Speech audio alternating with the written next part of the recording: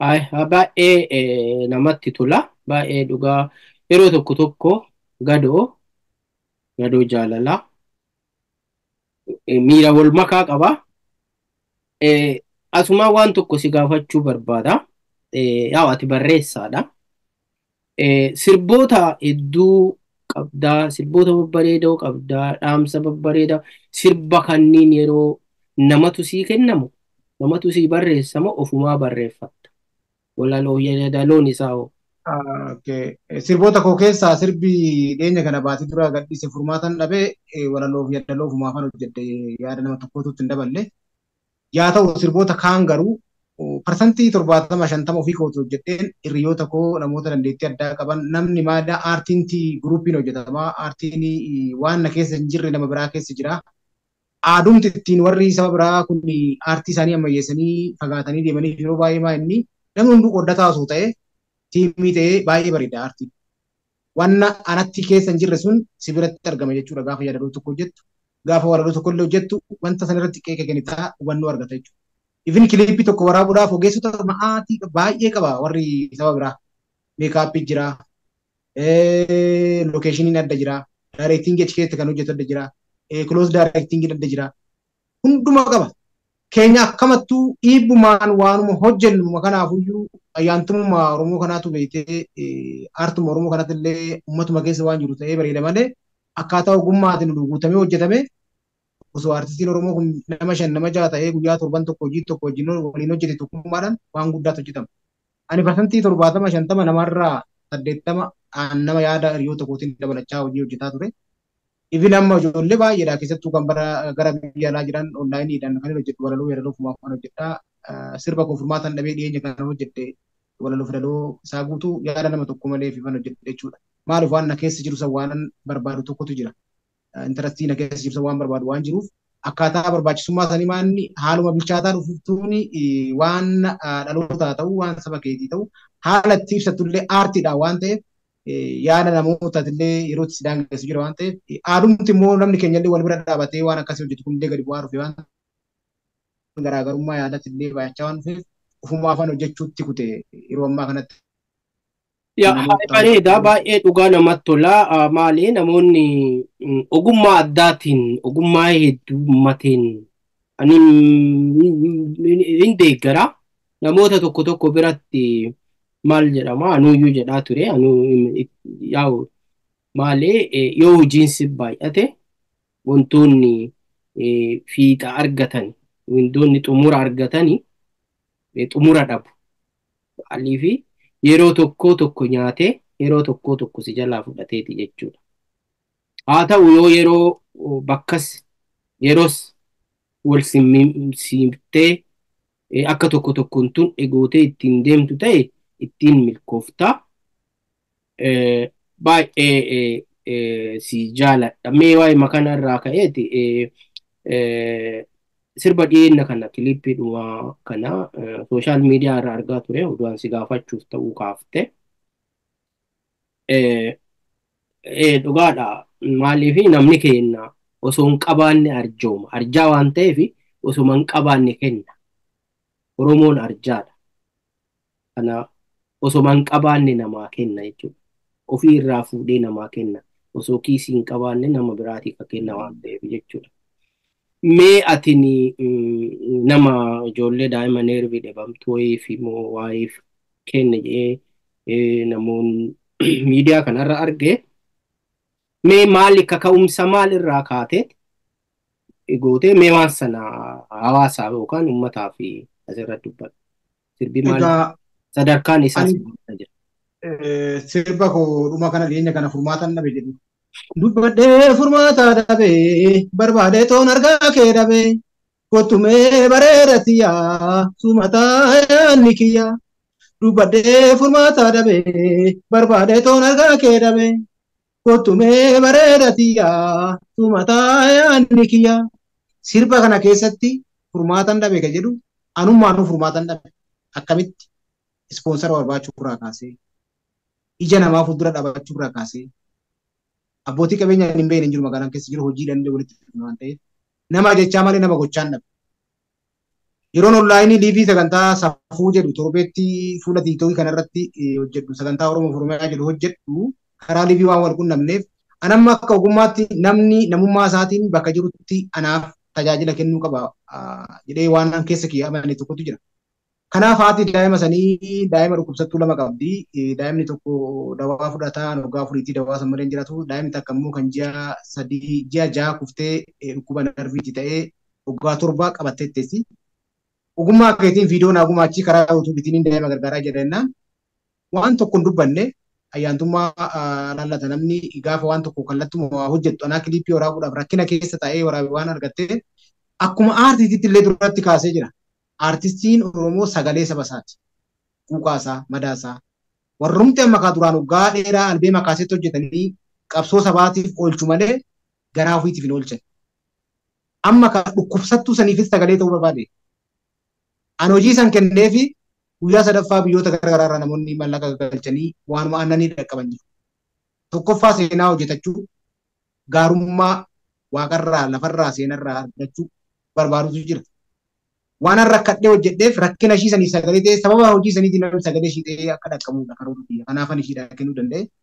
Aadaa wal gargaarsaa keessatti maalinni kallattuma aartiitu sanidha. Aartiin daawwitii biyya tokkooti. Aartiin waanuma hunda kan ittiin dabarfattu waan ta'eef sababuma sanii yuutuubii ishii irratti hojiin qoofamee rakkina ishii san gara miidiyaa hawaasaatiin promoot godhee yuutuubiin ishii illee sabskiraayib isaa akka dachaa xiqqoo dabalu godhee ishii nama mindaa ji'aatiin nama naa kennu miti. Nama yuutuubii kee yeroon dabalee baneetu waan aannan daa'ima kiyyaa daayiparii daa'ima kana dhukkubsattuu kana kontiiniti dhukkuba narvii waan ta'eef daa'ima lama waan qabduuf yuutuubii irraa fayyadamtee gargaaraa jirti jechuudha.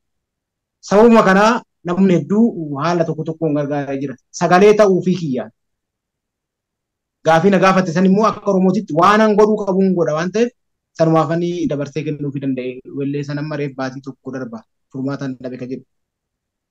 Baay'ee waan nama gaddisiisaati. Dhugaadha maalii fi waan irri guddaan iyyuu akka si dubbisu si argu yookaan gaafiif deebii waan tokko tokko si waliin taasisu kana taasise keessaa iyyuu waan sana argeeti jechuudha. Yeroo namoonni biyya keessa artistoonni yeroo ammaa kana biyya keessa jiranii namoota yuutuubii qaban nama yuutuubii qaba. Namoota yuutuubii qaban kanatti yeroo maallaqaan kiliippii isaanii gurguratuuf gatii si waliin dubbatanii jedhanii waliin namoonni hedduu dubbatanii waan akkasii sana ammatti hin goone waan ta'eef maafi karaan nama walitti nama fiduu danda'a waan ta'eef waan karaa san diqqeessuu waan fedhuuf hin goone malee namoonni si gaafatu sirba kana fe'ii hagana maallaqa hagana waan jedhutu jira jechuudha. Yeroo kanatti ati immoo guggisoo isaa sirba ofii kan keetii maallaqa itti baastee istiidiyoo seentee hojjattee yuutuubii kee irratti fe'atuu dhiiftee yuutuubii san yoosii argitee namni keenya osoo hin qabne walii kenna jedhu jechuu jedheefi yoo ittiin argatte yuutuubii kee irratti fe'adhu tiitiitii daa'ima keetii ittiin gargaaradhu jechuun kun onnee nama tuqaa waan guddaadha. Maali ogummaan illee ogummaa gargaarsaati. Ogummaa aartiin karaa hedduutiin saba isaa gargaara waan ta'eef cinaa dhaabbata waan ta'eef immoo kun immoo maallaqa itti baaftee hin beekaa kiliippii tokko hojjetuuf viidiyoon kaameraan iyyuu kireessaadha. Dhamaatii guddaa qaba. Amma akka raggaattuu qabnu bariikoo loogoon irratti hidhamee bariikoo waliin dubbannee guyyaa sanbata xiqqaa gadhiifama waliin jennee jeddoon isheen natti dhufnaan loogoo akkuma jirutti ishee wajjin wal galtee addaan kutte. Kanaaf wantoonni akkanaa kun baratamuu qaba. Namni keenya maali kan nama gargaaruun maallaqa qofatti fakkaata. Namni keenyallee yeroo ammaa gargaaramaanillee yoo ati maallaqa kee kiisii fuutee ittiin kennine waan gargaarte ittiin fakkaatu. Inni kun aadaa baratamullee qabu namni waan qabuun ogummaa qabuun waan danda'u wal cinaa dhaabbatuun baratamuu qaba. Namoonni harki qalleeyyii taatanillee nama maallaqa qofa isinii kenne qofa hin ilaalina. Namoota waan harkaa qabu waan danda'uun waan silaa egeree keessaniifillee ta'a kanneen maallaqa qofaanii namni waliin gargaaru karaa adda addaatiin. Kanaaf kun artistii Tufaa Wadaajoo artistii waliigalaa sirba kiliippii isaa kan qeenxee furmaata dhabee jiru. Kunoo daa'imman haati tokko rakkattee qabattee dhibeen waliin rakkatanii yoo sii baase yoo maallaqa irraa argatte aannan ittiin bitadhu daa'imman keetii jedhee kennee jira. Isinillee yuutuubii daa'imman sun ittiin gargaaramani as jala isinii kenna.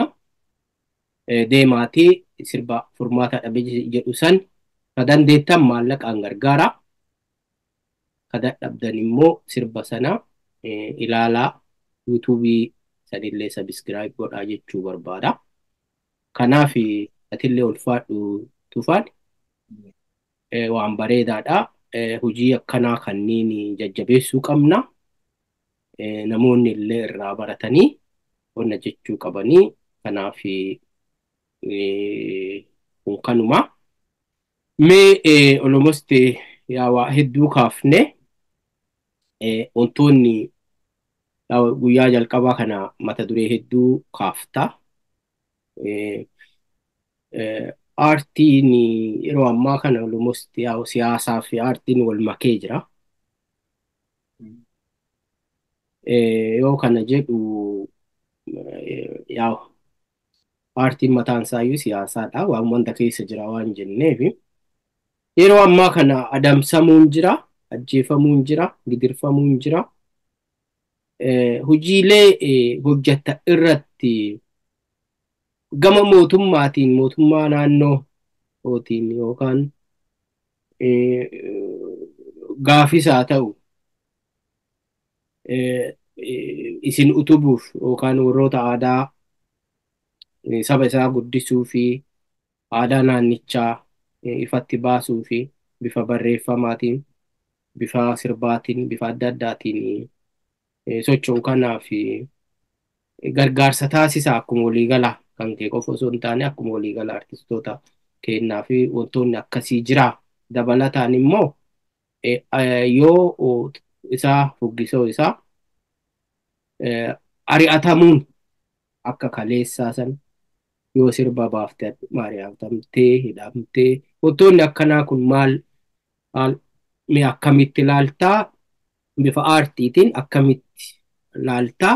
Immoo isa kana mootummaan immoo maal godhuu qaba? Mootummaan naannoo, mootummaa biyyaa osoo hin ta'in mootummaan naannoo Oromiyaa bifa aadaaf turizimii, waajjirri aadaaf turizimii itti hoogganaa muummee amma irra jirtan kana isaafis dhaamsa yoo qabaatte. Akka waliigalaa akka kiyyatte jechuudha. Aartiin daawwitii uummataati, agarsiistuudha, calaqqee uummataati. Bakka aartiin hin jirre homtuu hin jiru. Kallattumaan otoo xiyyeeffannaan akkamii kenname jedhee yaadaan qulqullina irratti xiyyeeffata jechuudha. Gama ogbarruutiin akkaataa ittiin ogbarruun Oromoo bifa qulqulluutiin uummata bira gahu osoo ta'ee natti tola. Haalli deeggarsa akka waliigalaa gama guruupiitiin yookaan immoo akka waldaatti gaafa dhattee rakkina xalaa rakkina tokko tokko milkaa'uu dandeessaa. Akka inni irraa beeku jechuudha. Akka waldaan ijaaramtee gaafa akka waldaatti xalaa deeggarsaa waan tokko tokko gaafattu milkaa'uu dandeessameefi kaani wanti irraa beeku baay'een jiru. Garuu aartii keessatti itti gaafatamummaan waldaa itti gaafatamummaan gama ogbarruutiin jiru qulqullina irratti qaamni to'atu wayii qaamni waan barreeffamu saba bira gahu san ittiin xiinxalamee ulaagaa keessa taru wayii qaama siyaasa irraa bilisa ta'ee aartuma kanaaf aarsaa kafalee waan dhalootaaf seenaadhaa ta'u gulaalee dabarsuu jiraate gaariidha. Maaliif kallattii gadhiisaa jira yeroo baay'ee qulqullinni kitaaba irra jiru baay'ee gadi bu'aadha. Qola kitaabaati malee amma aadaa daldalaa tokkotu dhufe. Ittiin madda galii argachuu sirna uwwisaa adda addaatu dhufe waan ta'eef hanqina guddaa jira. Kanas hundi itti milkaa'an baay'ee ulfaataadha. Akka waliigalaa wanti abbummaa qabaatee itti deemamu baay'een jiru qaama adda addaa keessa yaada jedhuun qabaate. Nu amma asumaan dhugaa yeroo tokko tokko gaafii kana wanti kaasee fi yoo mootummoota naannoo biyya Itoophiyaa keessa jiranii mootummoota naannoo biraa yoo ilaallee jennu kabajni isaan artistoota isaaniitiif qabani olaanaadha, guddaadha. Yooma diqqaatee jedheeyyuu artistoota isaanii hidhanii gidirsanii najjeesan irra guddaan arginu. Artistoonni irra guddaan ka du'anuu naannoo Oromiyaa keessatti, ka hidhamanuu naannoo keenya keessatti. Isa kana waajjira aadaa fi turizimii Oromiyaa kan godinaa kan Aalonee fi akka Oromiyaa Dijiitaal Miidiyaatti aadaaf turizimiin osoo aartiin hin jiraanne, odoo artistoonni hin jiraanne waajjirichi hin jiraatu. Waa beeksisa jechuudha. Isaaniyyuu waa beeksisuu, turizimii, aadaa, waa hedduu aadaan isin keessa jira. Aadaan kunini bifa ammayyaa amma addunyaan gara ammayyaa'umti deemtee jirti. Isa kana gurra ummataatiin bifa dookumeentariisiin haa ta'u, bifoota kitaaba barreeffamaatiin haa ta'u, waa hedduu ammas duubatti waa hedduu argaa jira. Aartiidha. Wantoonni duuba hedduun isaanii baakgiraawundiin kan kee waan dhugaa ta'an hedduun faayamee jira jechuudha. Kunniin aadaaf turizimiin jedhamu isa kana jechuudha. Wal makoo kana, waan baay'ee kana babbareedoo kana jechuudha. Kanaaf maal ta'uu qaba jedhaa? Eegumsa fi kabajaa ani artistoota Oromootii malu kennamuu qaba.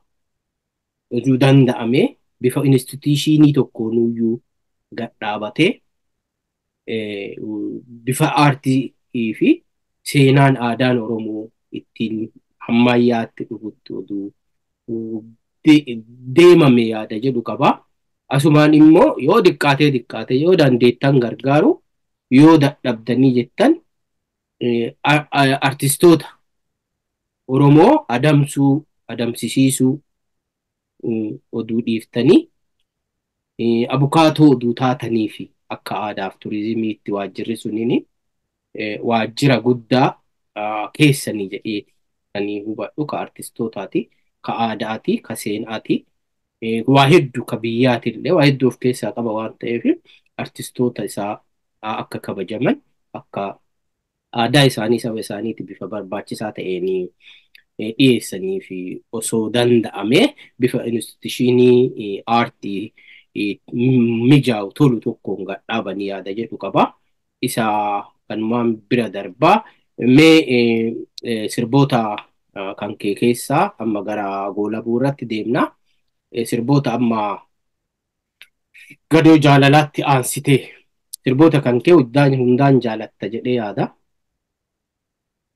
Maaliif artistiin tokko sirba kam jaalatta jedhanii keessaan gaafatanii, haa ta'u maaliif siif hundinuu hiika mataa addaa qaba.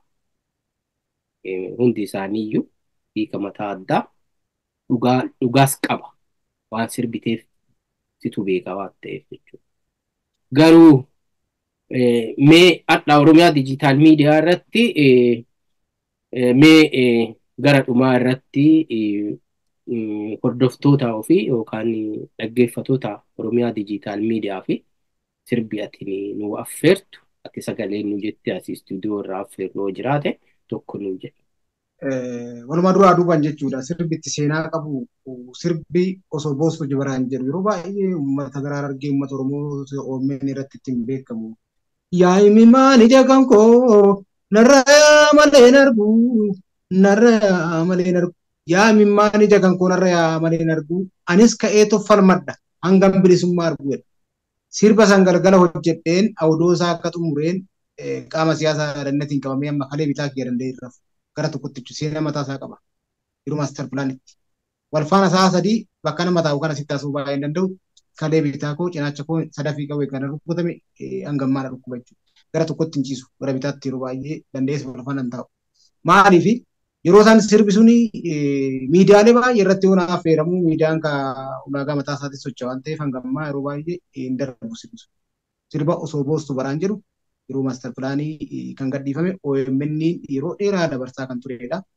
Sirba sana akkana affeertu gamanumaan namoonni hedduullee isaan na beeku. Namni of beekee waan dhaloota haa ta'uu fi seenaa qabsuu Oromoo keessatti gahee guddaa taphate sirba sanii baay'inaan na beeku. Keessattuu namoonni waa hundumarraa bilchina yaadaas qaban jechuu barbaadanii akka sanaaf firtuun barbaada.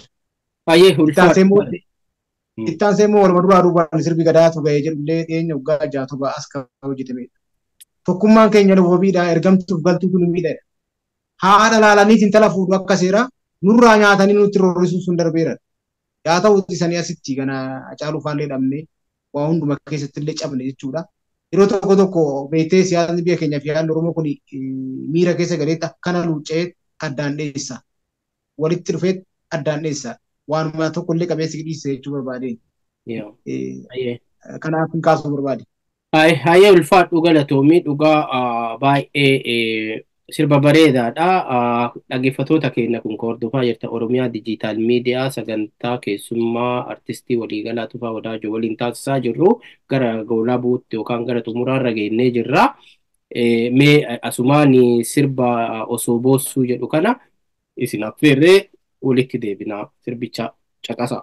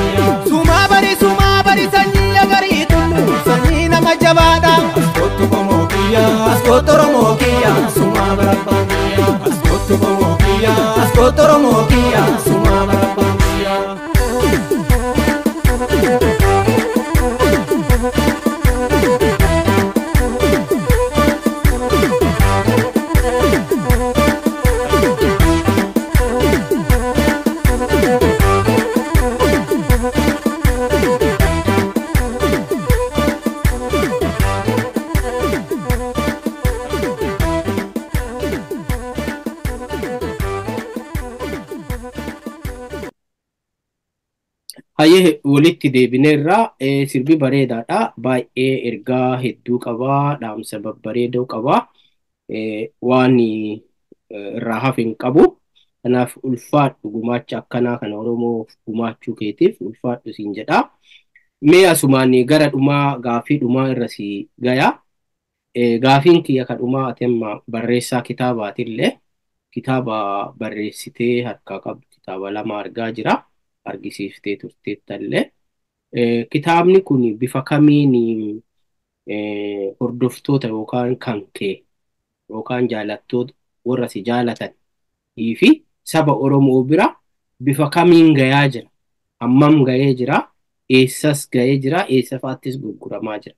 Bifa kamiin argatuu danda'u jettee yaadda? Rakkoon kitaabni manneen kitaabaa jiru ulfaataa ta'aa dhufe yeroo baay'ee kitaaba maxxansa jalqabaa kan kitaaba jalqabaa geebbee dhugumaa jedhu kana eega maxxansa jalqabaa xumuramee gabaarra oolee gabaarra hin jiru maxxansi lammaffaanii. Kitaabni furmaatan dhabeellee maxxansa jalqabaa dhumee lammataa hin maxxansine maaliif yeroo baay'ee manneen kitaabaa kun aadaa kitaaballee gurguranii maallaqa galchuu irratti rakkoo qabu. Kumaafaa dhaabbilee barnootaatiif akkasumas manneen kitaabaa tokko tokkoof kennuuti malee chaalenjii qaba. Kitaaballee har'a akkaataa itti barbaadu hawaasa biraan geessa. Hawaasni keenya iyyuu kitaabicha barbaadee baasumatti baasanuu argatta. Qaala'iinsi waraqaallee waan dabaleef silallee bakka gatii qabutti illee waa goota. Abdii nama murachiisa. Dhaloonni kana booda akkamittiin akka kitaaba barreessitullee abdii nama murachiisa. Maaliif Oromoo gaafa fuuluma miidiyaa hawaasaa kanarratti waan sarara takkaa namaa barreessite fi waan sarara 5 barreessite aadaa dubbisuu keessaa baheera. Aadaa dubbisuu keessaa namni keenya baheera. Ifin egaa tiiktookiin kun dhufee sirumaa'u miidiyumallee miidiyaa idileetillee hordofee waan irraa barachuu keessaa baheera. Dhalootumti amma biyya keessa jirullee baratumtillee maal keessa jira hoo jette ifin tiiktookii jedhan kun gaafa cufame malee namni dhuguma saba keenya yookaan biyya keenya wal madaalee deemaa jiru. Ogeessumti miidiyaa eferii yookaan deechisuu tokkollee waan inni godhaa oolu. Saayinsuma keessa illee bahee, ogummaa keessa illee bahee. Bakka kanatti nuti amma Oromoo biraan kitaaba keenya jechuudhaaf an akka kiyyatti jechuudha akka tufan. Ijoollee harka qalleeyyiin gargaara jedheen barattoota iddoo dhaloota kootii ijoollee haati qoraan cabsituun gargaara jedhee gaafa koonsartii tokko eeyyamsitu gara aanaa deemu. Ifin kitaaba kanallee yeroo sana hawaasa biraan gahu kitaabota hedduu harkatti qabadhaa ture jira kitaaba furmaataa kana jechuudha. Heeyyaman argattu. Aartistii maal akka ta'e, utubaa biyyaa akka ta'e, kaka'umsa waa hundaa akka ta'e, waraana aartistii. Haala saniin rakkataa gargaarullee dadhabne jechuudha. Ofirraa hafnee kitaaba keenyas gurgurachuu dadhabne hawaasa wal geenye koonsartii dhuunfallee qopheessinee akka biyyaatti gada baannee hawaasa argachuu dadhabne calaa takkaan heeyyama dhabne jechuudha. Kana gaafa wabii qabaatte waan ta'eef silallee aartii keessan bara aartistiin hin rakkatu. Har'a aanaa tokko deemtee godina tokko deemtee heeyyaman argattu. Heeyyama argattu namni haala sii mijeessu hin jiru. Silallee sababa koonsartii tokkootti rakkataa baay'ee gargaarta. Ani yeroo sirba gadaatu gahee san kilippii hojjedhu warra Sumaalirraa yeroo buqqaanii san nama 57 iddoo dhaloota kiyyaa naannoo nama 6,000 baase seenaa keessatti kilippii gadaatu gahee jedhu san keessa uummata baay'ee sirba argite na fakkaate kilippii sinirra kan jiru sirba gadaatu gahee keessa nama 57 gargaaree koonsartii sinirratti nama 6,000 argame seensa giddu galeessan nama 57 gargaare. Achi keessatti haala itti Oromoon tokkummaa isaa ibsu sheeka qeesii wal qabachiifneen Oromummaan maali ka jedhu iddoo dhaloota kiyyaa xinnoo amantiidhaan qoqqooddaa waan jiruuf waan akkasirraa barsiifnetti achirraa deemanii magaalaa biraatitti immoo jaarsummaa ta'anii tokkummaa Oromoo maal akka ta'e barsiisaa turan. Aadaan akkasii sun odoo jiraatee kitaaba silaa gurgurachuurra akka nuyi koonsartii tokko irratti kitaaba hedduu fixuu dandeessaa hawaasa wal arguu dandeessaa namni kitaaba barbaadee bitaa jechuun ulfaataadha. Baay'ee ulfaataadha. Adabuma godhuudhaaf guyyuma eebbaa biraan darban sirna eebbaa biraan darbu deebitee atillee humna qabaattee maxxansi rakkisaadha. Yeroo ammaa kanatti kitaaba furmaataan dhabee kana naannoo kitaaba furmaataa kana kitaaba 300 jira koonsartiidhaaf rakkataa barattoota harka qalleeyyii ijoollee haati qoraan gurgurtee bultu nama muraasa daftara bitee gargaaradheen teechisaa ture. Yeroo 2-3 iddoo dhaloota kiyyaa eeyyama gaafadhee koonsartii qopheessuudhaaf hin milkoof. Abdii si murachiisaa jechuudha. Osoo kilippii kana hin hojjetini. Haalli adeemsa bittaa gurgurtaa fi kitaaba namoonni biyya alaa jiranis fakkeenya ta'uu danda'anii Asnaa Abbasnaaqaa Tashoomaa Hirkoo beekaa haala itti kitaaba isaa manneen kitaabatti sitti rabsaa ture waa baay'ee bu'aacii akkamii akka qabu manni kitaabaa akka itti nama ganu kitaaba gurguree akka itti nama walitti buusu abbummaadhaan baay'ee ulfaataadha jechuu barbaadeen aduutu kitaaba gatiin taphataa aadaan kitaaba bittaa kun gaafa irreechaa fa'aa gaafa manni keenya wal ga'ee fa'aa iddoo akkasii kanatti baay'inaan deema malee gurgurtee irraa milkooftee deebitee maxxansuutti ulfaata jechuu barbaadeni carraa argametti namoonni biyya garaagaraa jiran akka tasaa haala milkaa'e kana dura naannoo USA kana kitaaba muraasa namni oromummaa qabu tokko istiidoo ittiin dhufis ta'ee irraa fudhatee ture. San booda nama wal argee hin milkoofne haala ittiin nama ofitti fuudhee saba biraan gahuutu rakkisaadha jechuu barbaade.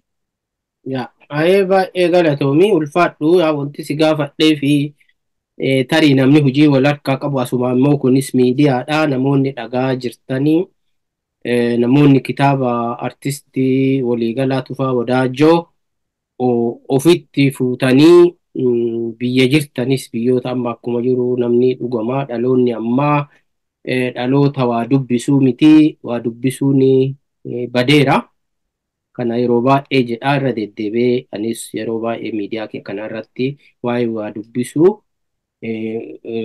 akka namni dhiisee jiru baratamaa akka hin jirree fi wanti kun kan baratamaa ture akka hafaa jiruu fi namni viidiyoo gabaabduu dhaga'ee karaa ofii barbaade hiikati barreessite sana dubbisee hubatu irra viidiyoo ati jette san karaa ofii barbaade daayiverti godhee irratti waan fedhe hojjetuu fi argita wal gargaaruu irra wal saamuu argita sirboota keellee sirboota namoota adda addaa amma fakkeenya waa wayii taajjabaa ture torbaan kana keessa sirba artistii Andu'aalam Gosaa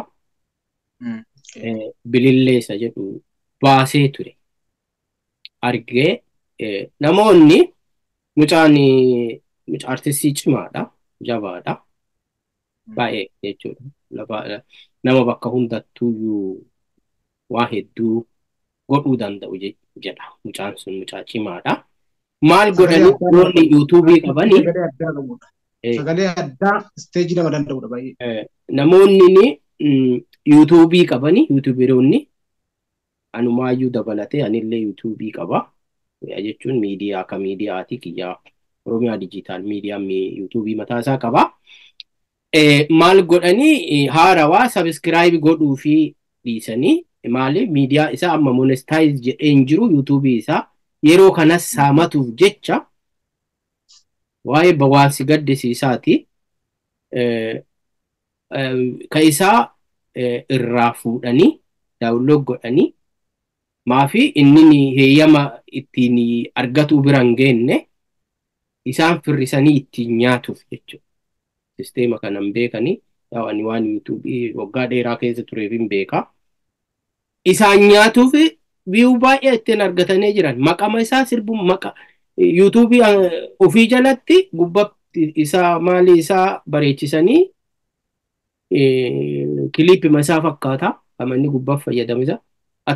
Amma sirba bilillee jedhu caqasuu fi sirbi oriijinaaliin kam akka ta'e walii wallaale yuutuubii dhibbaa oltutu bilillee maxxansee jira. Kana ka godhee jiru hoo saba biraatii miti be. Ijoollee nama Oromootu godheera. Ijoollee Oromoo nama walaa gargaaramu namni haa gargaaramu ittiin jennu kanatu isaaniitu godhee jira jechuudha. Immoo yaada akka kennullee warroota argite waa'ee sirbaayyuu miti sirba dhaga'uu malee sirbi akkami akka hojjetamu hin beeknetu yaada kennallee. Kunniin maali aartii abdii si murachiisa kana kakaaseef maali kitaaba sirraa bituu miti osoo danda'anii kitaaba kan kee kana akkam godhanii ka ofii godhatanii gurguratu. Kana maali bara wal saamichaa bara wal guddisuu dhiisanii gadi akka tokko wal qabatee wal kufu taasisuu irra jirutti. Kanaaf dhaggeeffattoonni keenya kabajamoon asumaan namoonni kitaaba keessattuu furmaata jedhu kana kitaaba furmaata jedhu kana akka artistii waliigalaa Tufaa irraa dhagaa jirtanitti kitaabni hedduu yeroo garaagaraatti konsartii naannoo dhaloota Arsii itti dhiyeessuuf heeyyama dhabee harka isaa jira. Namoonni harka isaatii fuutanii biyya alaatittis haa ta'uu iddoo garaagaraatti gurguruu fi barbaadanii qunnamuu ni dandeettanii. Bifuma kanaan immoo namoonni dhuunfaanis irraa bitatuu barbaaddan tufaan Irra caalaatti beektaa amma afaan kee lamaan qaba irra caalaatti hojii baay'een qaba naannoo waggaa torbaa kan guutee albeema koo lammaffaa ofirra darbeen namaaf hojii hojjetaa jira hojii kee dabarsee kennaa jira namni namummaa qabaatee namummaa isaatiin jechaa miti gochaan seenaa Oromootiif waan dabarsa nama kanan utuba jedhees jiraannaan albeema koo lammaffaa keessa hojii babbareeda san ofii dhaggeeffatee waan safuu waan Oromoof Oromiyaa ibsu waan tuma dhalootaaf illee bor ta'u utubuu barbaadu ispoonsor na gochuus hin danda'a. Maaliif wanta hojjennetu caala kan inni faagaanii keessaa ta'ee hafe jedhu maalidha kan hojjechuu qabu hin hojjenne yaada jedhu waan qabuuf gamanuma maqaa Oromiyaa dijitaal miidiyaatiin akkuma ati namummaa keetiin Oromummaa keetiin na iyyaafattee karaa sooshaal miidiyaatiin argatte namoonni namummaa isaaniitiin Oromummaa isaaniitiin waan Oromoodhaa ta'uu irratti tumsuu barbaadan kallattiin akkana argatanii akkaataa hamilee kiyyaafis hojimaataan itti dadhabee waggaa dheeraa harkaa qabuufis na cinaa dhaabbata maqaa Oromiyaa dijitaal miidiyaatiin guddaan gaafachuu barbaada. Ay ulfaadhu dhugaa namoonni karaa danda'ameen irra guddaa waa'ee kitaabaa irraa kaase yaada sii kenna. Maali kitaabicha karaa dandeettaniin wanti bahee lafa jiru kana kun immoo akkuma inni jedhe namoonni hojiilee hedduu harkaa qaba. Nama kanas namoonni akkuma inni jedhe ispoonsera taatanii yookaan kilippii tokkos haa ta'u kilippii lamas keessaa hojjechiisuu fi barbaaddanis qunnamuu dandeettanii teessoo isaa jala isinii jira. Kanaaf karaa danda'ameen artistii tokko utubuun aartii utubuudha jedhee yaada waan ta'eef artistii hunda bifa dandeenye hundumaa gargaaru immoo namoota hojii hedduu hojii waliigalaa hojii badhaa akka artistii Tufaa Wadaajoo kana qaban kana osoo gargaarree osoo cinaa dhaabbannee abjuu nama kanaa milkeessinee yaada jedhu qaba. Kanaaf namoonni gargaaruu barbaadan karaa teessoo isaa armaa gadi jiru kanaan qunnama bilbilaa fi barreessaa fi argachuu dandeettanii akkasiin onna jechuudha. Kanaaf dhaggeeffattoota keenya kun kan hordofaa jirta Oromiyaa Dijitaal Miidiyaa sagantaa keessummaati. Qophii keessummaa har'aa gara xumuraarraan geennee jirra. Artistii Tufaa yeroo dheeraa sagantaa dheeraa marii dheeraa waliin taasifne haa ta'u garuu marii dheeraa waliin sa'a kana haa taasifnu malee dhalli namaa yaada hedduu qaba. Waa hedduutu jira. Wantoonni nu dubbatuu barbaannu hedduutu jira. Haa ta'u garuu hunda isaa al tokko hadhatti ammatti xumurree hin fixnu. Yeroo biraa walitti deebuu malla. Mee hadhaa fi silaa waan yaadee yeroo Oromiyaa Dijitaal Miidiyaan gaafiif deebii si waliin goona jedhee si dubbisu yaadee silaa waan amma asitti hin kaani qaba yoo jettu yoo jiraate carraa daqiiqaa takka lama sii kenna. Isii tana nu honnaa jedhiitiiti sagantaa keenya kanadhaa asumaan goolamna. Ayyee wanti tokko lama jedhee kaasumaadha. Walaloo kitaaba koo keessaa muraasa daqiiqaa tokko lama iddoo tokko lamatti yookaan kan ittiin xumuru jechuudha. Tuulii kaayi galmee haqaa abjuun diinas gaafas baqa. Walitti bu'uu qabna waliin bu'aa buufna. Kutannoodhaan baana namni wal biraa. Utubaan jalqabbii hidda utubaan tokkummaa keenyaa utubaan hunda keenyaa tokkummaa keenya. Haqni waan hunda caala kan beekutu madaala. Haqaaf safuun dabsin eenyummaa kee beeki. Haqaaf bakka laadhuu dhugaadhaaf jiraadhu. Hiikka haqaa beeki murtoo haqaa seegi. Dharri murtoo qaba. Haqni murtoo qaba. Murteessi murtii haqaa dharruu fi nu baqa. Hin taa'in hiikkai hin laafinuuf jabeessi. Kaawoo keef obsa qabaadhu. Garaa miti seenaaf jiraadhu. Lafee warra kufanii dhugaa dubbatti. Ufitti qabiisa sabaa jajjabeessaa deemi dadhabaa. Shiraana akka dhoksuuf baay'eetuuf qoraasa. Dhugaan ooleen bulu bakkaa nama kaasa. Maaf hin taane, maaf ol hin taane, maaf taata gingilchaa martuu ni ililcha. Ililtaan baatutu dhugaan hin qallatu, dhugaatu gingilcha. Gaan keessa kaallaa kutte abbaasta kaallata. urgaa fajaa ofii abbaa qadadata. Oromoon hin beeku saamuuf saamsisuu seenaaf hojjechuudha kan maqaa si waamsisu. Jireenya har'aaf jettee qomoo keessa saamin. Saamtee too saamsiftee an Oromoodha jettee ofii waamin. Walitti hin sakallu kan namaaf kan keenya. Aadaaf safuun buluun dhalootuma keenya. Oromummaa leellisinna. Isa daandirraa maqee qabnee too deebifne. Kan saba isaaf dhugaan hojjete tolchineetti eebbifne. Jedhaniif hin dubbatin wanta nubatin. Garaa jibbaatiin arraba sobaatiin qabdeen hin dhungatin. Dhugaan nama dhiisu waa hunda calleessaa. Dubbachaa ooltu sarraba mi'eessaa. Namni garaa madaa sobeetuuf jabeessa. Dhugaadhaaf jiraadhu jaannata si keessa. Wal utubuuf tifoosoon baatus kan haqaaf kan dharaa adda baasuuf rakkannee Oromummaatti abdanne. Imalli siyaasaa hirriibaa si kaasaa. Wal ilaaluu qabna bitaan mirga ogorree. Siyaasa wal qoonnee qaawwa ofitti horre. Yoo taate goota ta'ii biyya keetiif dhaabbadhu. Yoo kan itti dhiisi afaan kee qadaadadhu. Goonni biyyaaf of kenna dabarsee lubbuu aarsaa seenaaf dhaloota isaatu baraan dabaree faarsa. Hiisa jennuu dharaa. Hiisa jennuu dharaa fakkeessaaf abbaa garaa. Hiisi dharaan ba'u Oromoo gandaaf ba'u. Dhugaan dharaan hin jigu dhugaa keenyatti fanna. Dhugaa dhawabiin biyyaa kan beeku.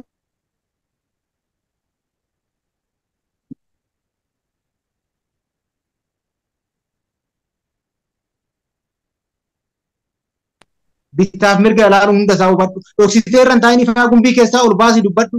Dhugaa kudhaammadhu. Aduun lixee bari'ee dukkanaa'ee bari'us yoo dubbatte dhiphuus isa qaalu. Of ta'uun jiraadhu sobni dhugaan caalu. Dhugaa hundee cimsii kan sobaa balleessi. Namni abdii qabu yoo kufes abdii qaba. Dhiira onnee sibiilaa akkamiin hamileen caba. Dhugaan gadi ba'ii haqa biyyaaf dhaabbadhu. Gumaata jibbaa dhiisii jaalala kudhaammadhu. Bakka malletti kuftaa daandii dharaa lagadhu. Biyyaaf gaachana ta'ii imaanaa sabaa baadhu. Nama imaanaa sabaa baatee akka bakka jirutti seenaaf jiraatee dhaloota fa'aa gumaachuun waa godhu. Maqaa Oromiyaa Dijitaal Miidiyaatiin guddoo galatoomii seenan yeroo kamiyyuu nama gaarii hojjete, nama sabaaf hojjete, nama dhalootaaf hojjete ni yaadata. Iyyafattee namummaa keetiin, Oromummaa keetiin akka jirtutti bakka jirtutti na dubbisuu keetiif maqaa lafee gootota warra lubbuun darbaniitiin biyyaaf dhalootaaf jiraatanii darbaniitiin maqaa uummata Oromoo gaaddisa akka baala odaa hedduu akka sanyii xaafii bal'aa akka galaanaatiin guddoo galatu. Waan biraa waan jedhu hin qabu. Ulfaadhoo galatoomii dhaggeeffattoota keenya kun hordofaa jirta Oromiyaa Dijitaal Miidiyaa qophii keessummaati. Qophii keessummaa keenyaadhaa kan weellisaa yookaan artistii waliigalaa Tufaa Wadaajoo waliin taasisaa turre. Kanadhaa kanumaan xumurraa yaa akkuma argaa jirtan waa hedduu namni kun waa hedduu of keessaa qaba. Waa hedduutu harkallee jira. Waa hedduutu garaallee jira. Namni wal utubee waliif gaachana taane namoota dhalootaaf ta'u kana cinaa haa dhaabbannu jedha. Atis artistii waliigalaa Tufaa Wadaajoo dhugaa maqaa Oromiyaa Dijitaal Miidiyaatiin hedduu galatoomii siin jedha. Affeerraa Oromiyaa Dijitaal Miidiyaan sii godhe kabajtee asitti argamtee waan hedduu kaaftee wantoota garaa nama nyaatan hedduu as keessatti kaafteetta. Waa hedduutu kana uummata Oromootii dhiisee horii bulii deebanii sagantaa biraatiin haga deebinee wal arginutti nagayaan naaf turi jedha. Dhaggeeffattoota keenyallee asumaanii sirba kan kee keessaayyuu ati jaalattu kan gadatu gahe jedhu affeeruuni dhaggeeffattoota keenyaan ani nagayaan nu turaa jenna. Dhaggeeffattoonni keenyas akkuma kana dura baratame akkuma isiniin jennu Oromiyaa Dijitaal Miidiyaan kan hojjetu hojiilee akkanaa, hojiilee aartii, hojiilee seenaa, ijoollee hedduu aadaas, waa hedduu siyaasaas, diinagdees waan Oromoof bu'aa buusa jedhan, waan Oromoo miidhan irratti hin hojjennu, waan Oromoof bu'aa buusan jedhu qofa irratti xiyyeeffannee hojjenna. Asumaan wantoonni nu hojjennu kun wantoonni nu dhiyeessinu kun akka gurra saba Oromoo hundanuu dhaqqabuuf miidiyaa kennas Oromiyaa Digital Media YouTubein illee akkasuma jedha.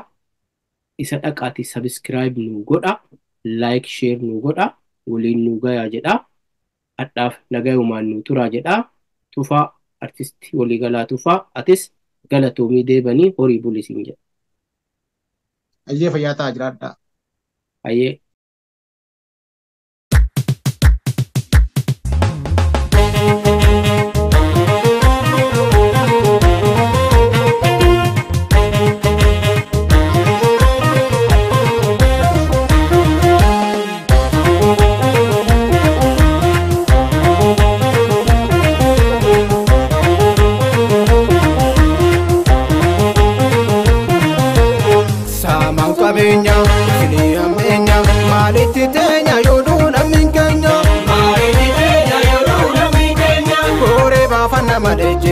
Naftu kumantenya, samang kabenya, ini amenya, maliti tenya yodo namin kenya, kore bafana malejevne, naftu kumantenya.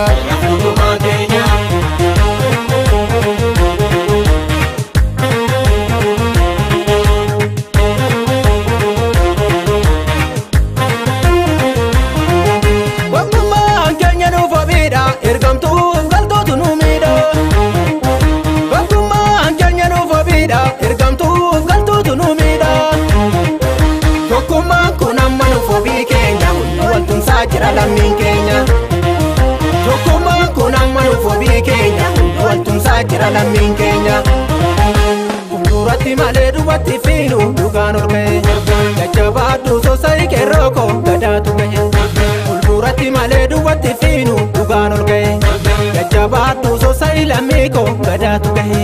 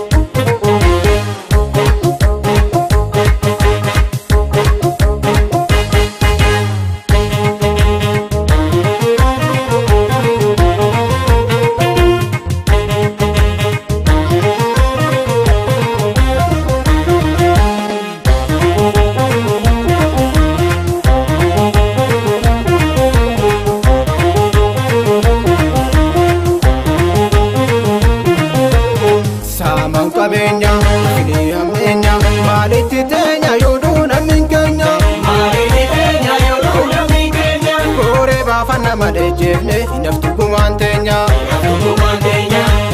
samang kabenya, ini amenya, maliti tenya yodo namin kenya,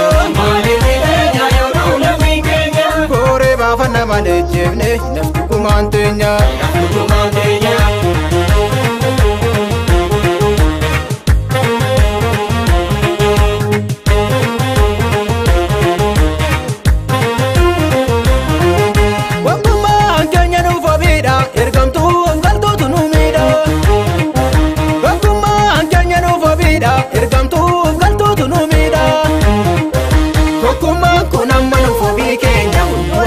Jira lammiin keenya tokkummaan kun amma nuuf wabii keenya waltumsaa jira lammiin keenya haadha laalaniitiin tala fuudhu akka seera suuraa nyaatanii nutti roorrisu sun darbeera haadha laalaniitiin tala fuudhu